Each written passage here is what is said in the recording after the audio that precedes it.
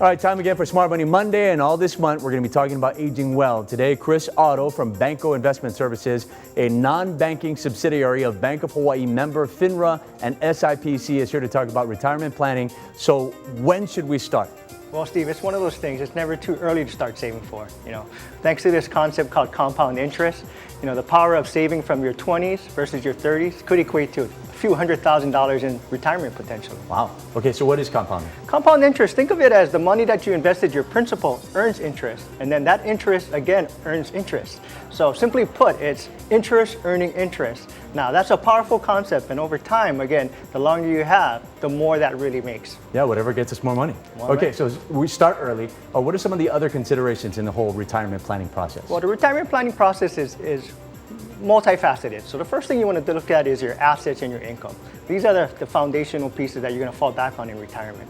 And then you look at your expenses, and you got to be realistic about those expenses. So things like rising healthcare costs, the potential for long-term care expense.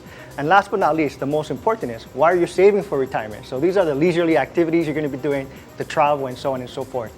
You balance those two things against each other, and then you get a realistic view of the type of lifestyle you can maintain in retirement. All right, and don't forget the grandkids. And the grandkids too, and college. What are some of the things people can do today?